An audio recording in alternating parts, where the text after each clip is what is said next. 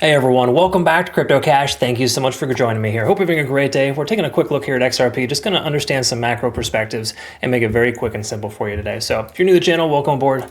If you could please hit the like button, comment below. And if you want to join us over on Twitter, Telegram, or Discord, I got some good information flowing through there.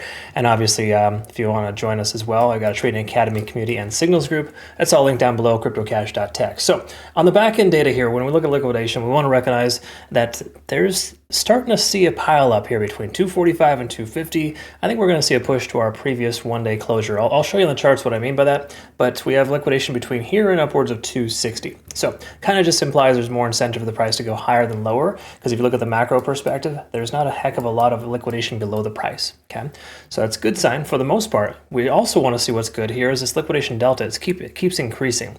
As that goes higher, it implies sustainability, right? Usually when you start to plateau and taper off, that's when we see that shift in momentum. But right now we're starting to see consistency in the increase in price and the amount of volume flowing into this coin. That's super substantial. Okay, that usually implies sustainability. We also have a lot of volume at 239. So 239 is like the tentative support. There's not a tremendous amount of open interest between them. There's like 231, which is local high range. So I'd say low 230s and basically 240. Easy round numbers, 230 and 240 are two significant areas of concentration for open interest. Take a look here at the daily time frame. I want to kind of just point some things out here for you. We have our previous daily closure plus a significant order block at 254. So my money is on the price action slowing down at 254 if it were to continue that further up, just based on the simple fact that we have, a previous amount of resistance in that range. That's not a guarantee per se, but that does put us closer to this 0.5 to 50 cent range here, basically just right there at that 0.5 fib level. So a lot of times you see confluence at fib levels that kind of implies resistance and or support depending on the direction you're heading. So to touch on this here though, there's a significant amount of continuation here, and we do see a lot of reasons why the price is more likely to go higher. RSI, first of all, is cranking right now. We're over on moving average. Stochastic swinging up, MACD converged.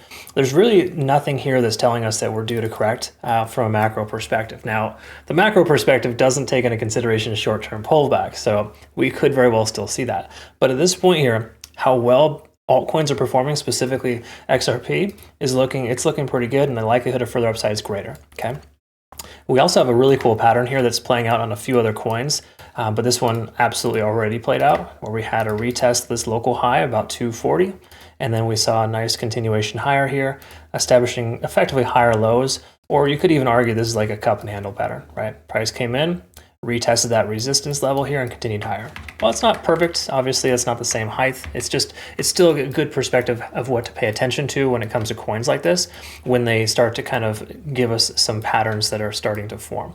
Okay. Now, obviously, hindsight's 20/20, and it may not be best to take the trade right now, but that's just the general concept. Now, once you break free from a range like that, it's common for the price to come back down and retest as a new low.